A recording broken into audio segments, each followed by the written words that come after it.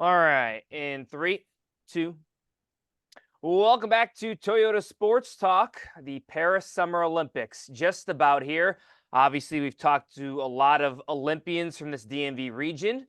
What about the Paralympians? Because they're right after the Summer Olympics in Paris. And Nick Mayhugh, one of the stars of the U.S. Paralympic track and field team, and also from here, right here in Manassas, Virginia. I've known Nick for a number of years, and great to catch up with him. Nick, how are you?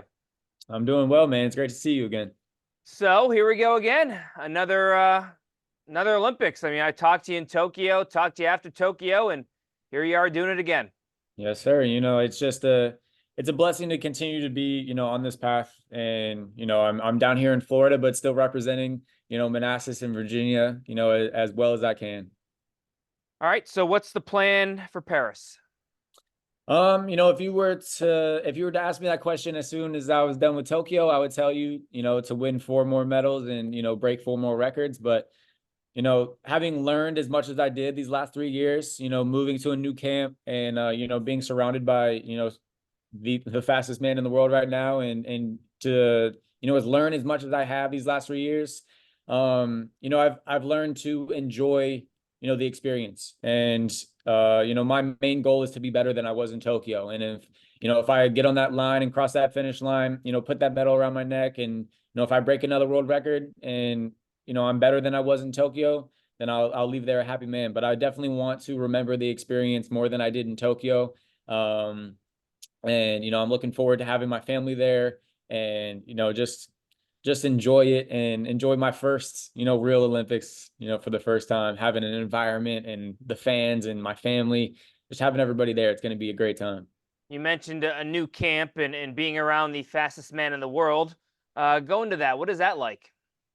It's an experience, that's for sure. To be able to, be surrounded by such great athletes. Everybody at that camp is, on top of their game, and one of the fastest, in their event in the world, from all over, from so many different countries. And to, be able to have Noah there, and learn as much as I can from him. Another DMV guy, Nick. Hey, man. Yeah, it's funny, because we always talk about it. We always joke about, the DMV, and talk about certain things, and people like look at us, and because they forget that we're from the same place. So, we have that. We always make jokes that some people don't understand. So to be from the DMV and have our fun, our little inside jokes, feels good. Are you popping faster times? Where are you at? Absolutely not. If I was popping faster times than Noah, I think, No, I'm meaning like not you're not popping faster times than Noah, but I mean your times in Tokyo. Where are you at right now? Um, I'm right where I was about this time before Tokyo, which is good. But the main thing is I don't have as much pain as I did. That was a big struggle going into Tokyo, was my back, and my hamstring.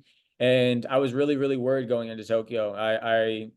Throughout the rounds of the 100, the 4x1, the 400, and the 200 was a lot of my body physically. And I actually, finishing that last race in the 200 completely pulled my hamstring. And so I was lucky enough that it happened in the final, towards the end of the race, and was able to, walk away, not having happened it earlier. But being around this team and being around in this camp, having such great people around me, we got rid of that very early on in the season. And I've just been building and building our foundations, and just getting better every day. And I feel really, really good. My body's in a really good place, and I'm just really excited to see what I'm going to do in Paris. So the plan is 100, 200, 400, and 4x1? Nope. The plan now is, so unfortunately I got reclassified to a different classification.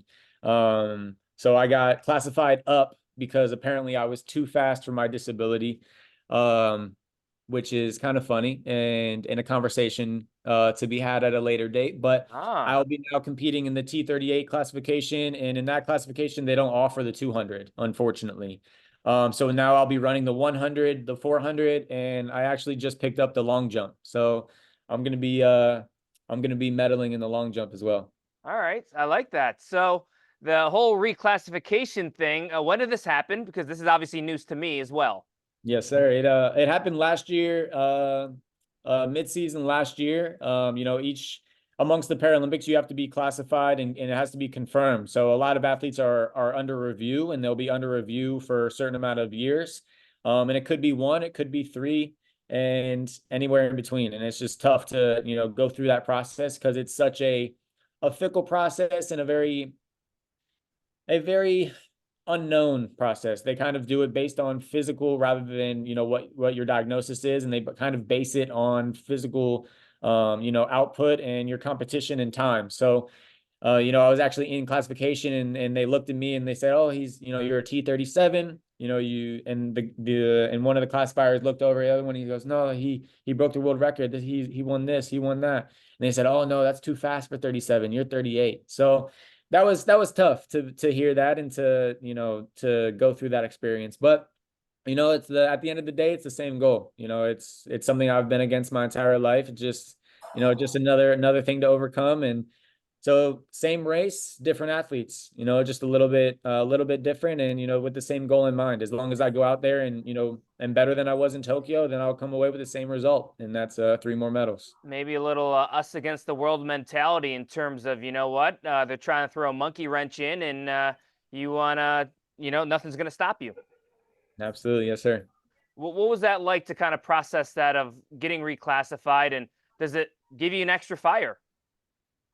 Absolutely. It definitely lit a fire it definitely lit a fire in my mind, that's for sure, in my training, in the way that I prepare myself for Paris.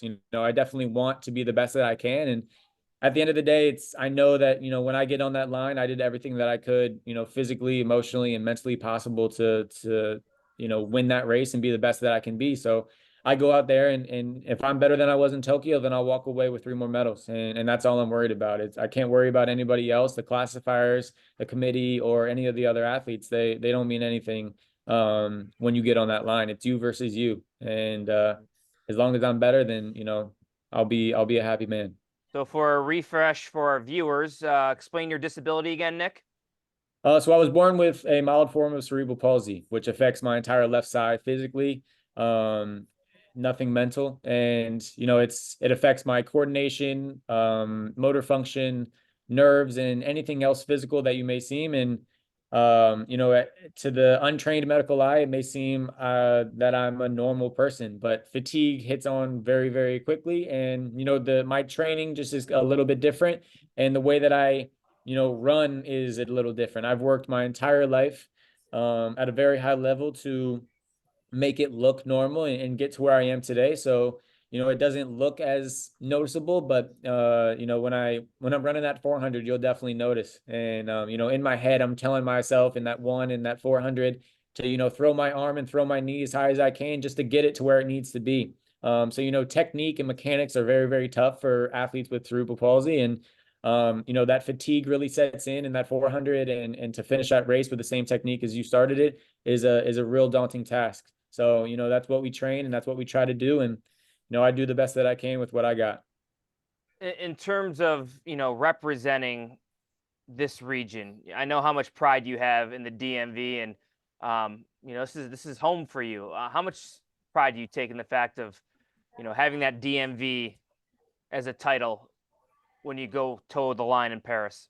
It means the world to me, to be there, to have been there in Tokyo, and to stand on that podium, for 4 times, 3 times with a gold medal around my neck, listening to our national anthem, knowing that I was just a kid from the DMV, just a regular kid from the DMV, in Tokyo, representing, the entire community as a whole, means the world. And, I just really want to be, that voice and that, role model to kids from that area, and anyone from there, to know that, you shoot for the stars, and, you'll land on the moon. And that moon just happens to be now Paris. And, that goal is to stand on that podium again with a few more gold medals around my neck, and just know that I'll be representing Virginia and the DMV the entire time. Love that. And you're a face now, your name, your brand. And how have you been handling that? Because from a U.S. Paralympic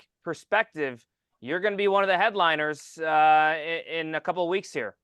Yes, sir. I mean, it's definitely it's taken some getting used to, that's for sure. A lot of things have changed, but I've employed a good group around me. My brother, who was one of my coaches in the build up to Tokyo, he's advanced in life. He just had a newborn son. I have my first nephew, and I'm very blessed to have those around me.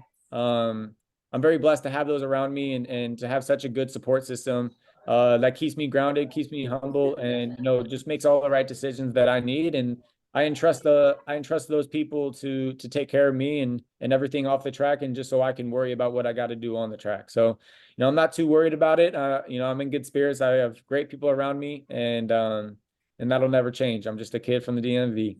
Love it. Nick Mayhugh, go get it. And we'll be talking to you after the Paralympics. Always great catching up. Yes, sir. I'll see you soon. All right, much more to come right here on Toyota Sports Talk. Stay with us.